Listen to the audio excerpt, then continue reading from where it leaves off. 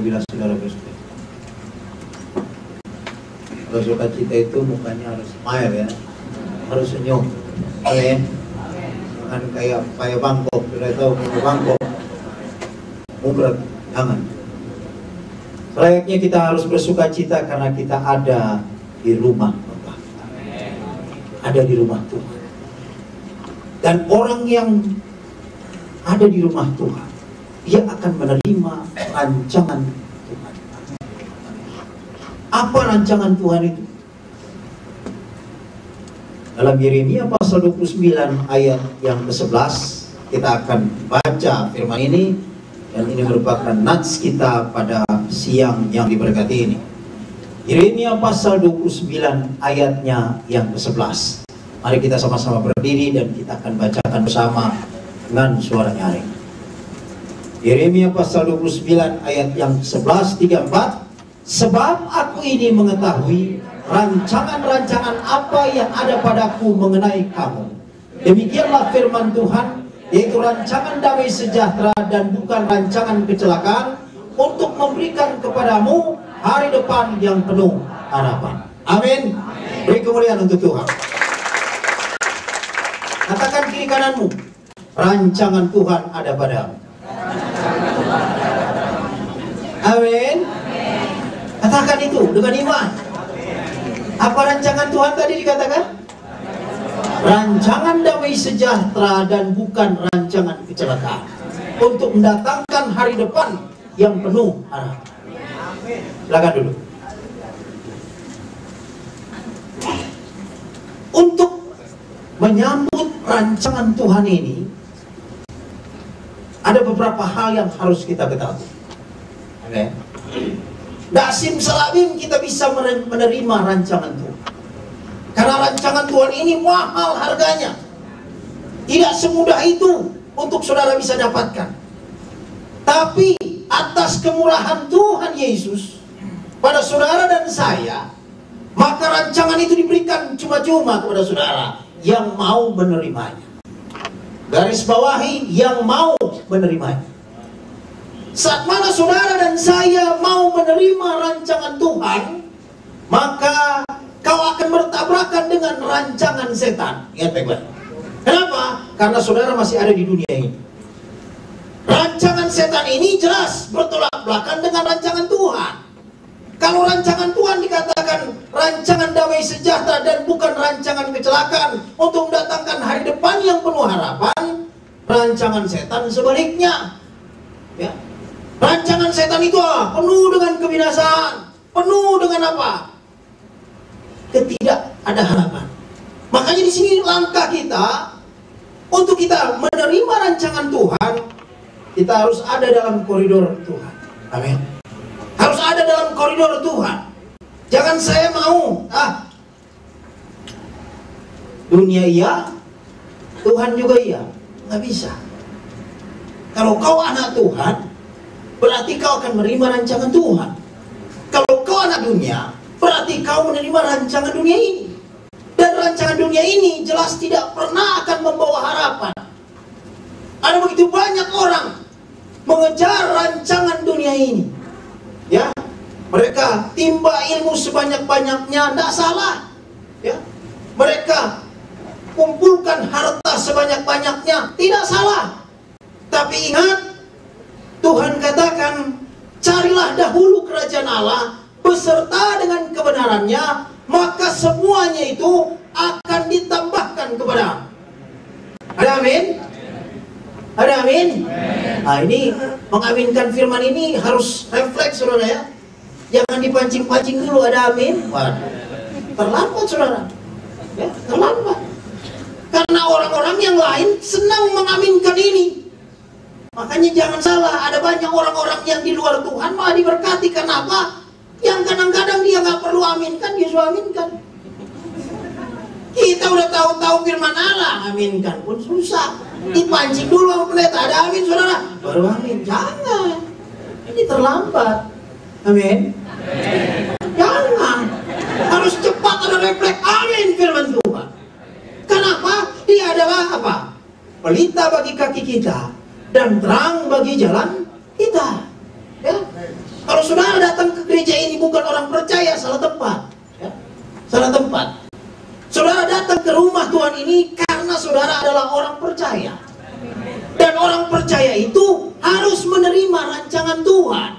Dan rancangan Tuhan itu hanya satu, kau harus ada dalam relnya Tuhan. Amin.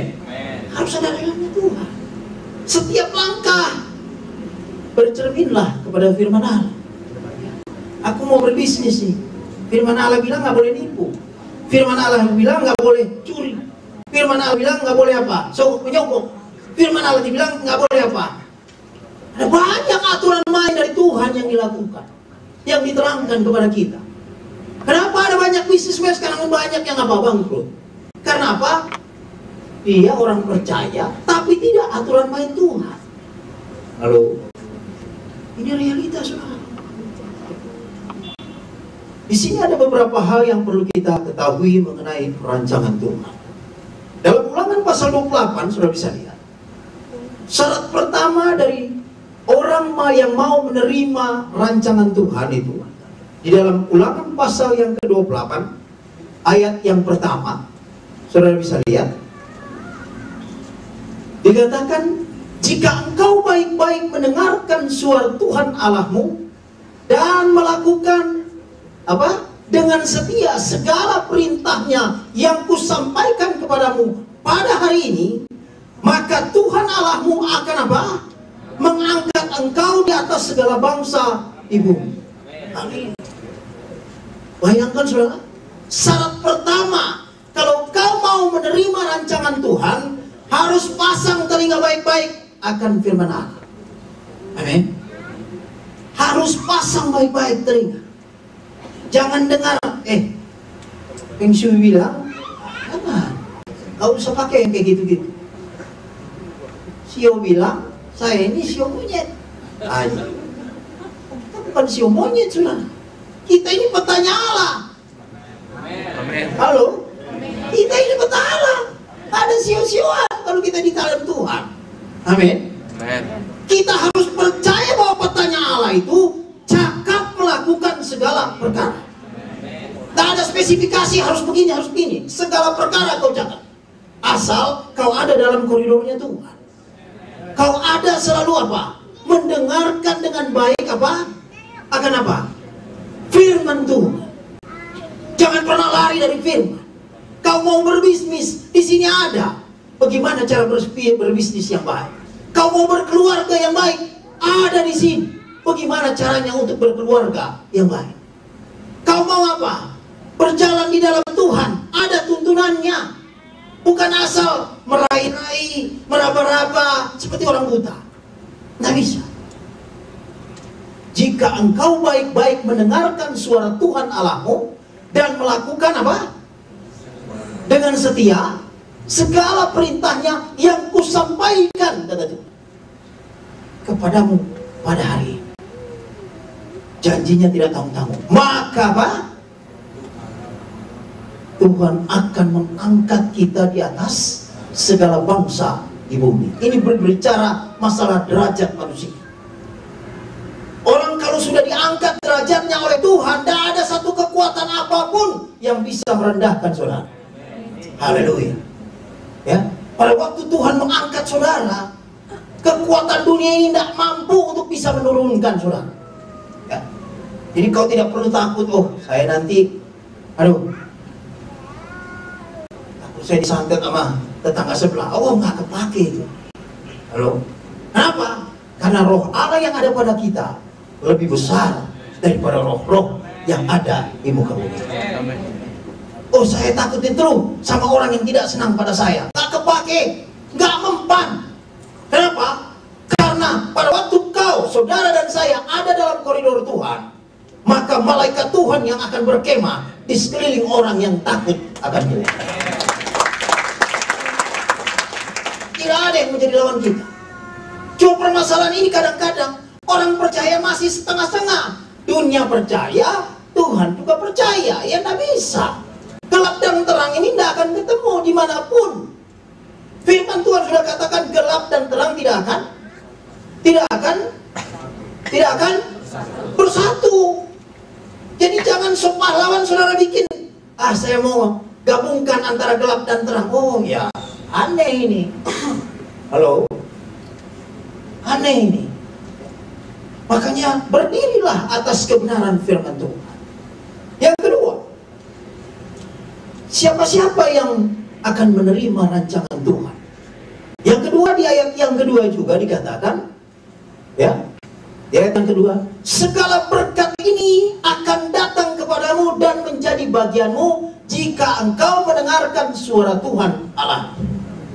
Orang yang menerima rancangan Tuhan itu, berkatnya itu Tuhan yang kirim. Amin. Kata siapa, Pak? Kata Tuhan, bukan kata saya. Segala berkat ini akan datang kepadamu dan menjadi bagian. Ada amin? Teorinya itu, Pak. Loh, saya tidak boleh. Saya boleh saksikan bagaimana kehidupan saya setelah di dalam Tuhan. Saya ini tidak bernaung dalam satu organisasi gereja yang menggaji saya setiap bulan. Saya tinggal di belahan gunung ini, Cipanas, termasuk terpencil.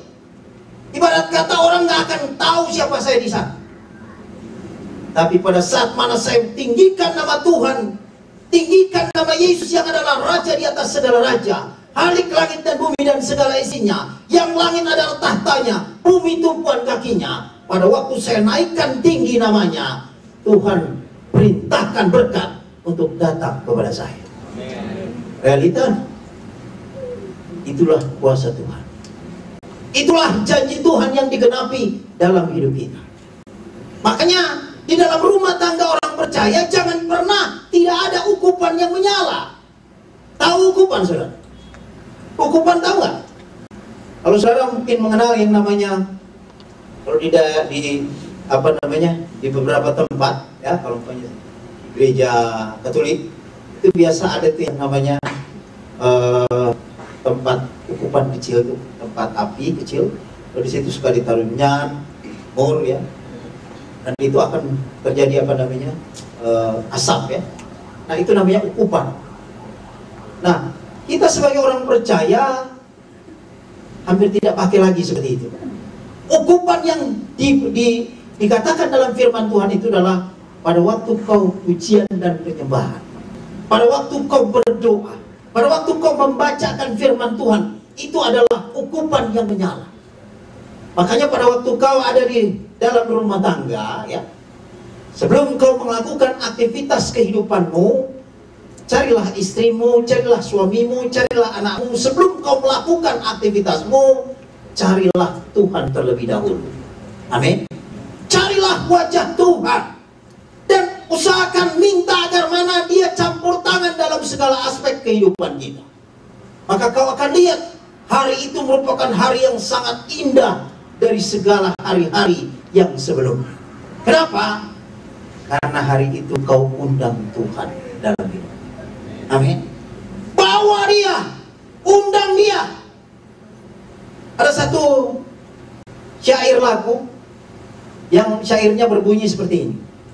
Berseru dan memanggil namanya, berdoa Dia akan segera menghampiri dirimu. Percaya Yesus tak jauh darimu. Yesus hanya sejauh doa. Dia hanya sejauh doa.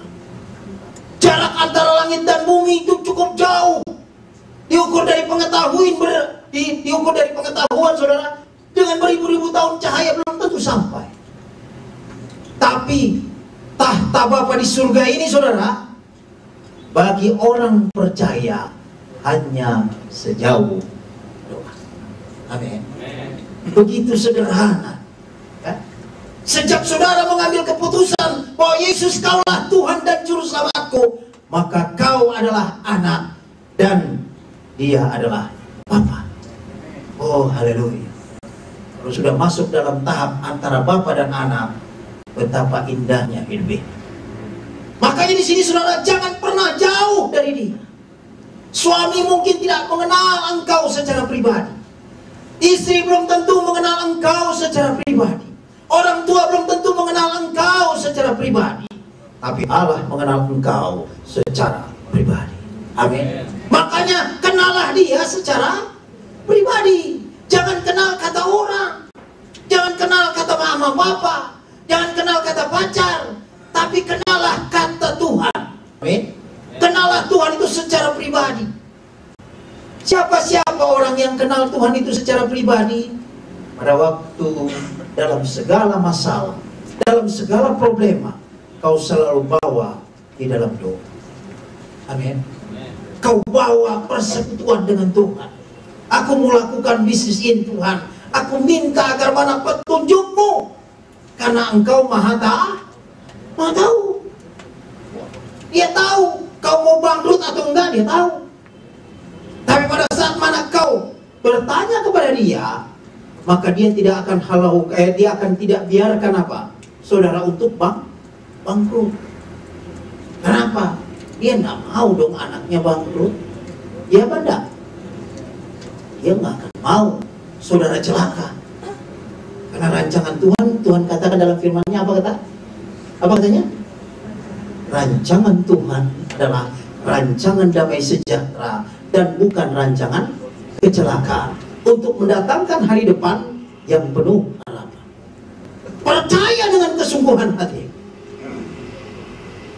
Dikatakan yang kedua, yang kedua dikatakan segala berkat ini akan datang kepadamu dan menjadi bagianmu jika engkau mendengarkan suara Tuhan Allahmu. Ya. Yang ketiga, ya, orang-orang yang menerima rancangan Tuhan yang ketiga adalah dikatakan diberkatilah engkau di kota dan diberkatilah engkau, apa katanya? Di ladang. Kota, saudara ada di kota mana? Halo? Lupa? Saudara di kota mana? Ini Jakarta loh. Saya masih ingat kalau saya di sana di Cipanas. Saudara ada di kota di Jakarta.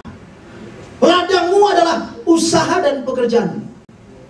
Orang yang menerima rancangan Tuhan dikatakan dalam firman Allah, orang yang menerima rancangan Tuhan yang ketiga adalah dikatakan diberkatilah engkau di kota dan diberkatilah engkau di ladang.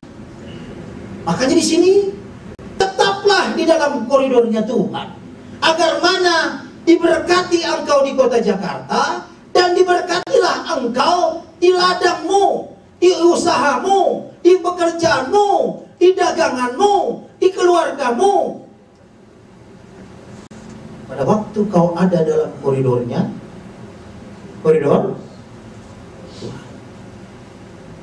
Apa bisa Pak di akhir zaman ini kita pakai? Bisa di dalam koridornya Tuhan? Bisa. Ya, bisa. Siapa bilang tidak bisa? Pepatah dunia katakan apa? Allah bisa karena biasa. Kalau kau sudah terbiasa dengan dunia, tinggalkan dunia. Berperkaralah dengan Tuhan.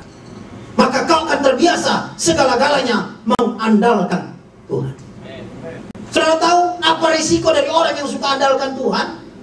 Yeremia 17 ayat 7 katakan, diberkatilah orang yang mengandalkan Tuhan. Masa Pak? Coba baca Yeremia pasal 17 ayat yang ke-7. Apa dikatakan? Diberkatilah orang yang mengandalkan Tuhan, yang menaruh harapannya pada Tuhan. Apa katanya di ayat yang ke-8? Ia akan seperti pohon yang ditanam di tepi air, yang merambat akar-akarnya ke tepi batang air, dan yang tidak mengalami apa katanya? Datangnya panas terik, yang daunnya tetap hijau, yang tidak khawatir dalam tahun kering, dan yang tidak berhenti menghasilkan buah. Dalam arti susah orang membangkrutkan saudara. Susah orang untuk apa? Menutup rezekimu. Tidak bisa. Kenapa? Karena ada satu fokus hidupmu, yakni mengandalkan Tuhan. Orang katakan, kamu jangan usaha itu. Usaha itu sekarang lagi nggak rame. Oh enggak. Kata Tuhan, apa yang kuperbuat? Tuhan buat berhasil, kau akan berani. Orang kalau di dalam Tuhan dan sungguh-sungguh kepada Tuhan, dia akan berani. Amin. Kalau kau takut dengan apa? Dunia ini, maka setan akan ketawa. Bilang, mana Tuhan? Dia udah katakan mana Tuhanmu, kau akan gigit jari. Kenapa? Nggak sungguh-sungguh sama Tuhan. Makanya jangan main-main. Amin. Tuhan akan lupakan dosamu segunung apapun. Tapi pada waktu kau masuk di dalam dimensi Tuhan, kau katakan, ya Aba, Bapa, ini aku anakmu, layakkanlah seluruh hidupku. Ya Aba, Bapa, ini aku anakmu, pakailah sesuai dengan rencana. Ada penyerahan yang total. Dan katakan, aku tidak bisa hidup tanpa Engkau Tuhan. Amin. Dia ada di tengah-tengah kita. Kata siapa? Firman yang katakan, di mana 2-3 orang berkumpul dalam namaku, aku ada di tengah-tengah mereka. Kau datang bukan untuk Daud Raja Wali, kau datang untuk Tuhan yang sekarang ini ada di tengah-tengah kita. Jaga sikap. Pada waktu kau jaga sikap untuk selalu hormat pada dia, jangan heran kau keluar dari tempat ini dihormati orang. Jangan heran kalau kau keluar dari tempat ini kau dipercaya oleh orang. Kenapa? Tuhan yang tidak kelihatan, kau percaya, kau sungguh-sungguh, nanti Tuhan juga percaya engkau. Pada waktu kau keluar, hidupmu akan diberkati. Beri kemuliaan.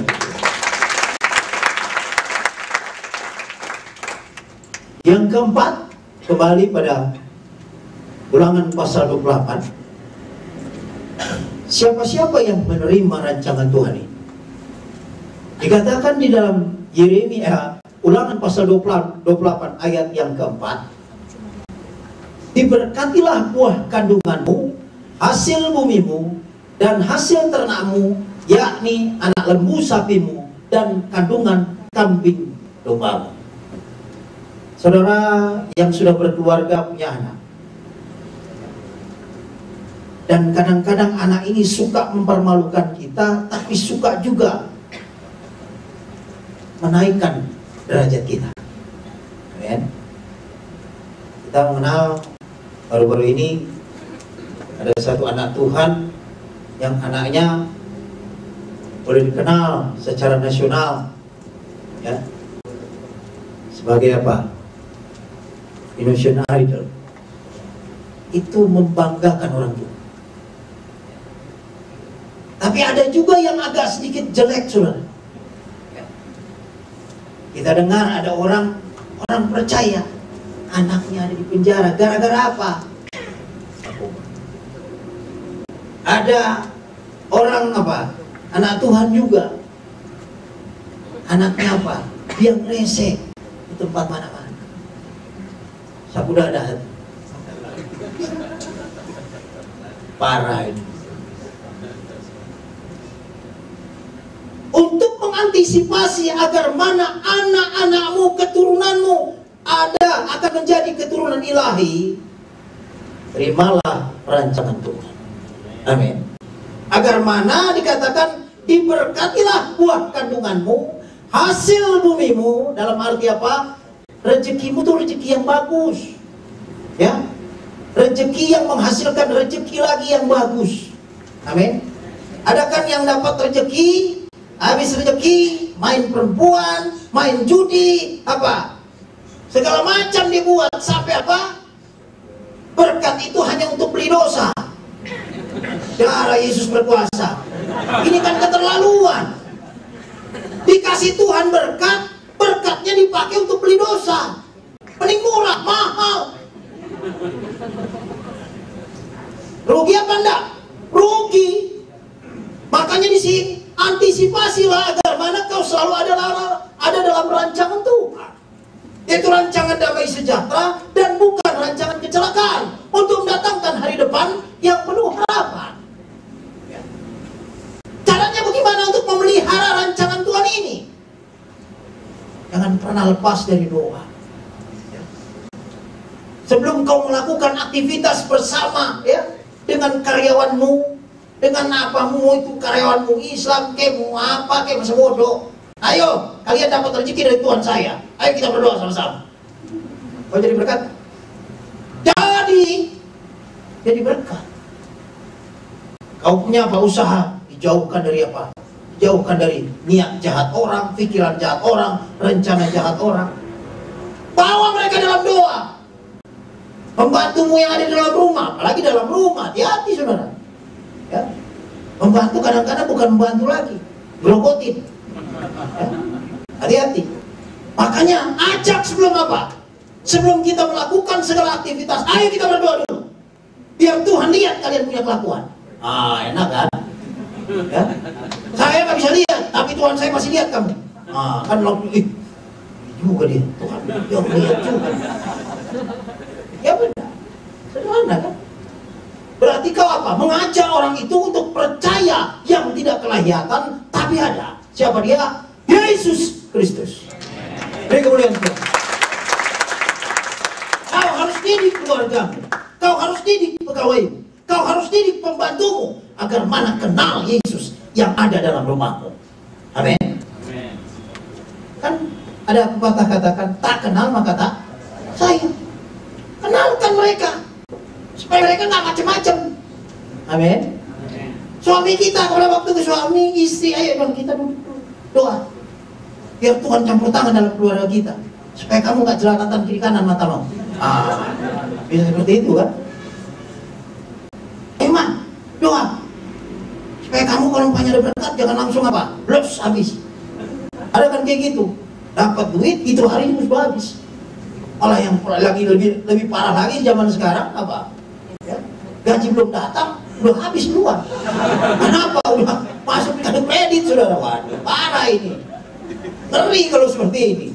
Tapi kalau kita berdoa dan kata serahkan semuanya itu kepada Tuhan, agar mana Tuhan campur tangan dalam segala aspek kehidupan kita, maka kau akan ada pengendalian di.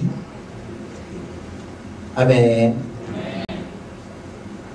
Ada sukacita saudara? Halo? Ada sukacita? Saya harus tanya ini saudara, kenapa? Ada banyak orang dengar firman Tuhan yang saya sampaikan agak tersinggung. Dia bilang nih pendeta, jangan udah kali kongkong dengan apa? Dengan koordinator nih. Oh saudara, saya tidak pernah ada janji-janjian. Ya, tidak ada kali kong. Saya ini hamba Tuhan. Kalau saya tidak sampaikan apa yang Tuhan mau kepada saudara, saya dosa. Ya. Makanya saya harus sampaikan apa yang Tuhan mau. Saya tidak perlu ada input apapun. Kenapa? Mempersiapkan untuk khotbah ini, saudara, itu sudah dari 2 hari yang lalu. Saya berdoa, puasa untuk agar mana apa? Tuhan beri hikmat saya, pengetahuan kepada saya, marifat kepada saya, kuasa kepada saya, urapan kepada saya, pengetahuan kepada saya, agar mana penyampaian ini sampai dalam lubuk hati. Kenapa? Ada banyak orang menyampaikan firman itu apa? Berskala hanya ideologi saja, berskala hanya teologi saja, bukan isi hati Tuhan. Ini ngeri saudara. Kalau orang menyampaikan isi apa? Firman Tuhan itu hanya lewat ideologi, ya, teologi atau apa? Dogma gereja, wah repot saudara. Kau bukan menyampaikan isi hati Tuhan. Tapi kalau saya murni, karena apa? Saya ini di Kristen ini baru 15 tahun. Tahun 96 saya mengenal Yesus sebagai juru selamat pribadi. Dan harganya pun cukup mahal. Pada waktu saya mengenal Yesus sebagai juru selamat pribadi, saya harus diusir dari komuniti saya. Lebih parah lagi, orang tua yang melahirkan saya tidak mau akui saya sebagai anak. Ilmu yang saya sandang 148 ilmu habis, harus dibuang karena mau mengenal Kristus. Tapi puji Tuhan, sampai detik ini belum pernah saya katakan nyesel saya apa? Kenal Tuhan. Belum pernah dan tidak akan pernah. Yang ada saya katakan, untung besar saya kenal Kristus. mendapatkan untung besar mengenal Kristus. Ya. Secara duniawi mungkin saya banyak rugi. Ya. Karena apa? Orang tua yang saya sayangi tidak mau akui saya sebagai anak. Ilmu yang saya sandang 148 ilmu, ditembak udah nggak mempan, dibacok udah nggak mempan, rambut saya nggak mempan cukur. Kalau saya mau pergi kemana-mana saya cukup masuk dalam satu ruangan baca mantra, bisa pindah kemana saya tuju. Atribut dunia ini banyak orang cari di akhir zaman ini. Tapi pada waktu saya mau mengenal Kristus harus dibuang. Susuk dari ujung rambut sampai ujung kaki, semua harus dibuang. Tapi belum pernah saya katakan rugi. Malah saya katakan, inilah untungku di dalam dunia yang gelap, jika di hatiku Yesus tinggal tetap. Percaya pada Yesus, itulah untungku. Dia sembuhkan hati yang susah. Percaya pada Yesus, itulah untungku. Hidup senang selamanya. Senang apa katanya? Tidak pernah susah. Bahkan saya di dalam Tuhan ini ada satu keunikan yang luar biasa. Susahnya aja udah senang, saudara.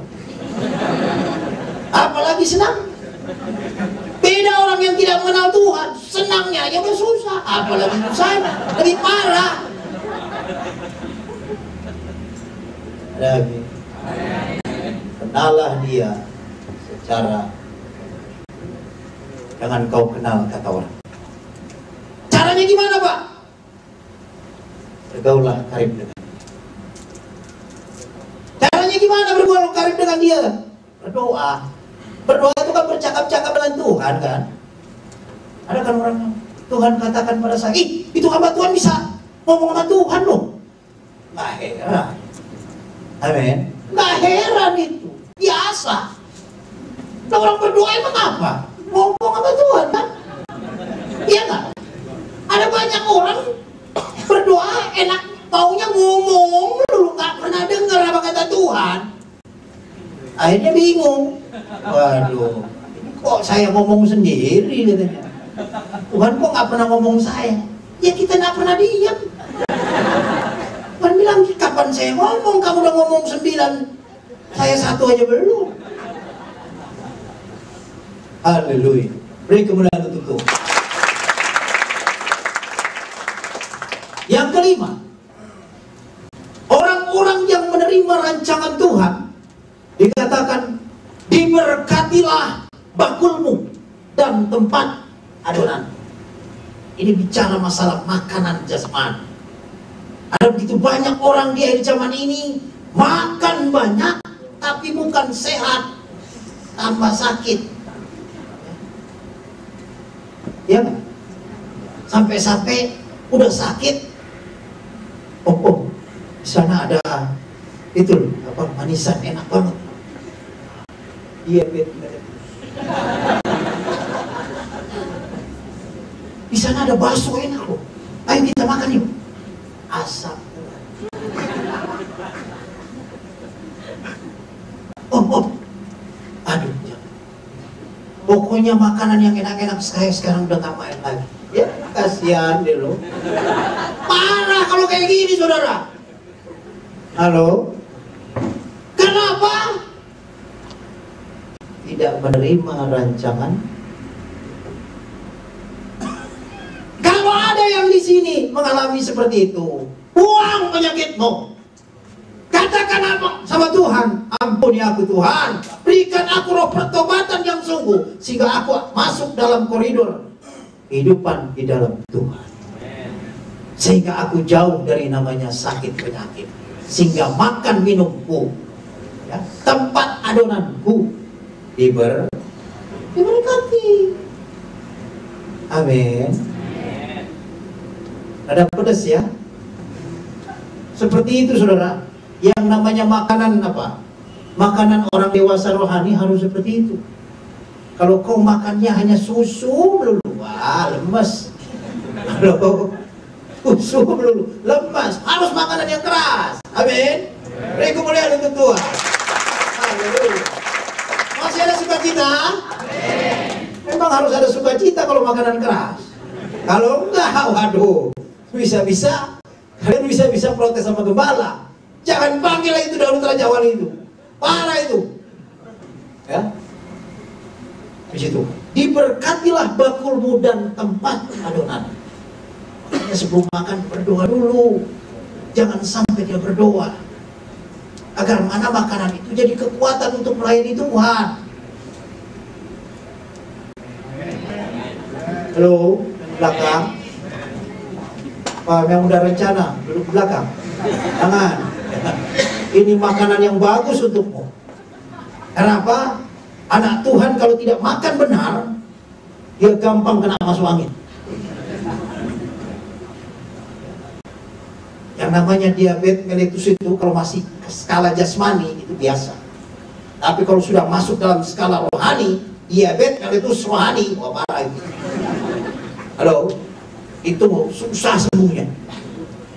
Makanya di sini ambil uang untuk merenungkan firman itu siang dan malam. Yosua pasal 1 ayat yang ke-8 dikatakan, saat mana kau merenungkan Taurat itu siang dan malam, pagi dan petang, maka hidupmu akan diberkati. Dikatakan apa? Janganlah engkau lupa memperkatakan kitab Taurat ini, tetapi renungkanlah itu siang dan malam, supaya engkau apa katanya? Bertindak hati-hati. Terus apa katanya? Sesuai dengan segala yang tertulis di dalamnya. Sebab dengan demikian apa katanya? Perjalananmu akan berhasil dan engkau akan beruntung. Amin, ini sedikit sekali. Sayang sekali saudara. Eman-eman kata orang Jawa. Ya. Firman dilewati tanpa amin. Amin. Amin. Harus seperti itu. Saudara bisa paham enggak? Masuk di akal nggak orang 15 tahun kenal Kristus bisa seperti ini? Kalau menurut saya nggak masuk akal. Mau tahu resepnya? Cuma satu. Setiap ada dengar firman Allah, saya katakan amin firman-Mu Tuhan. Dan saat itu firman itu jadi rema dalam hidup saya. Sehingga langkah hidup saya diwarnai oleh perkataan Tuhan. Kan ada satu lagu sekarang ini kan, lagu ini cukup populer, cukup baru. Hidupku hanya ditentukan oleh perkataanmu. Amin. Hidup saudara dan saya hanya ditentukan oleh perkataan Tuhan. Ingat baik-baik. Jadi kalau umpamanya kau bermasalah dalam hidupmu, kembalilah kepada perkataan Tuhan. Dan kau akan tahu bahwa kau ada bermasalah dengan Tuhan. Itu saja. Kau tidak perlu katakan, Pak, jangan-jangan nih tangga saya ini main pelet. Jangan-jangan tangga saya ini main santet. Jangan-jangan tangga saya ini main telur nih. Oh, nggak pakai itu.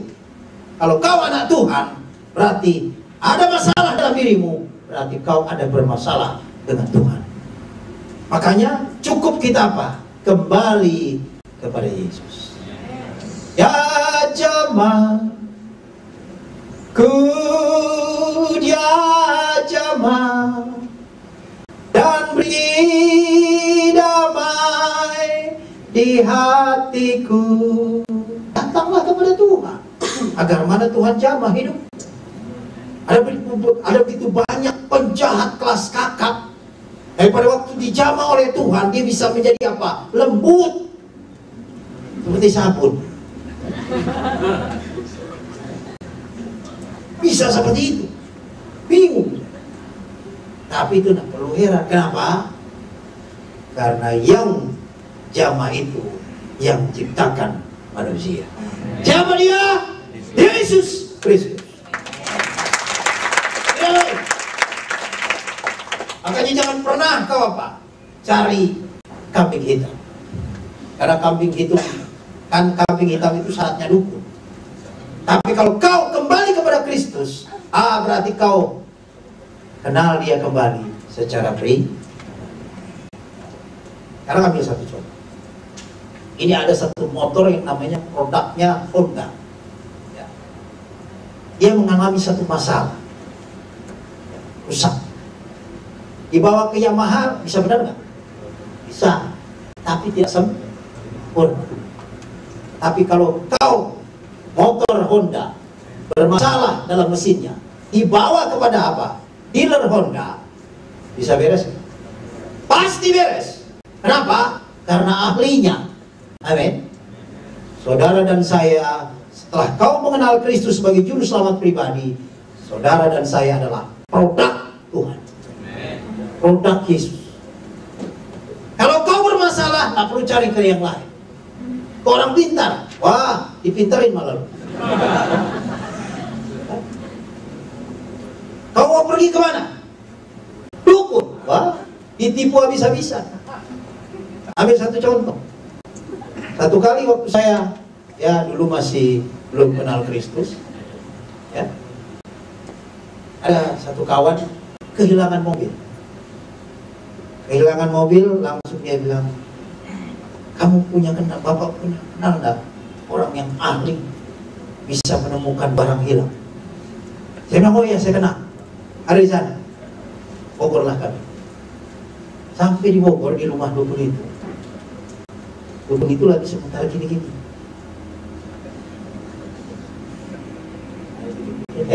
Lagi ngapain? Anu saya, dompet saya nggak tahu kemana. Saya bilang, waduh bodoh banget saya. Saya bawa pada orang yang apa? Yang dompetnya aja apa? Nggak tahu di mana. Sementara ini saya membawa apa? Satu pasien yang apa? Mobilnya hilang. Aduh, darah Yesus berkuasa. Saya bilang, mulai saat itu saya nggak percaya lagi sama dukun. Halo, ditipu kau habis-habisan. Tapi kalau kau bawa kepada Yesus, kau cuma katakan, apapun yang kau perbuat, apapun yang kau izinkan boleh terjadi dalam hidupku, aku rela Tuhan, karena aku adalah ciptaan tangan-Mu. Karena Tuhan katakan bersyukurlah senantiasa. Tuntunannya ada dalam firman, nggak ada lain lagi. Kalau mau cari Tuhan nggak jauh. Mungkin buku tua ini simpan mungkin di bawah kolong meja. Loh, ada mungkin di bawah kolong meja dan sudah berdiri. Ambil. Kadang-kadang yang namanya tua-tua ini kadang-kadang apa? Bawa hasil yang luar biasa. Makanya disiplinkanlah satu hari minimal 1 pasal. Syukur-syukur 3 pasal. Lebih syukur lagi 20 pasal. Halo? Ini harus. Ini akhir zaman, saudara.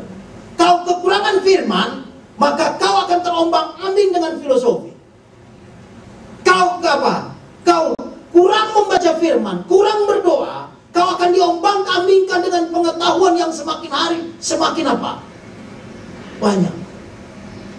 Yang dikatakan akhir zaman apa? Pengetahuan semakin bertambah-tambah. Ya. Kau mau mencari solusi kepada manusia, waduh, manusia bukan solusi, tapi Tuhan adalah solusi.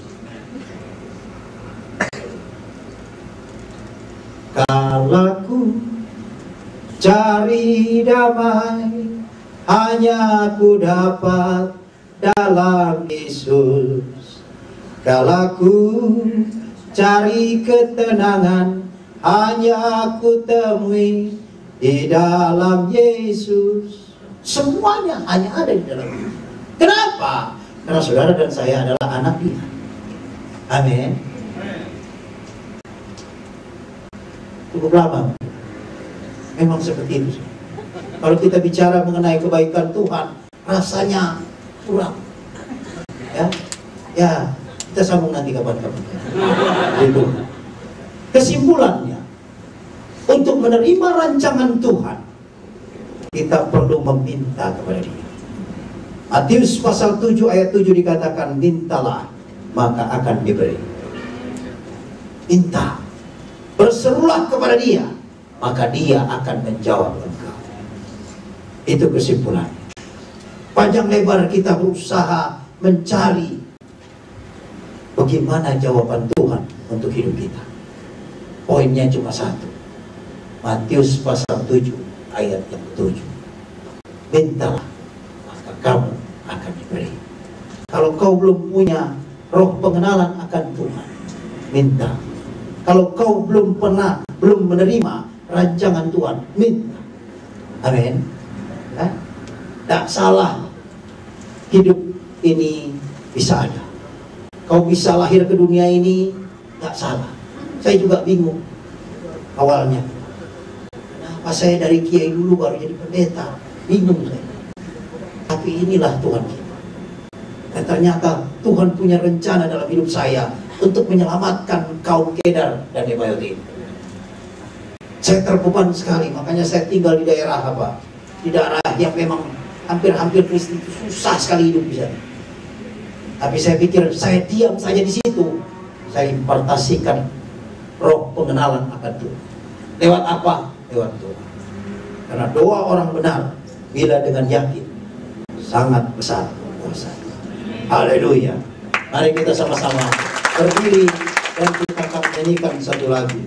Karena ku cari damai, hanya ku dapat di dalam Yesus. Tahu lagu ini?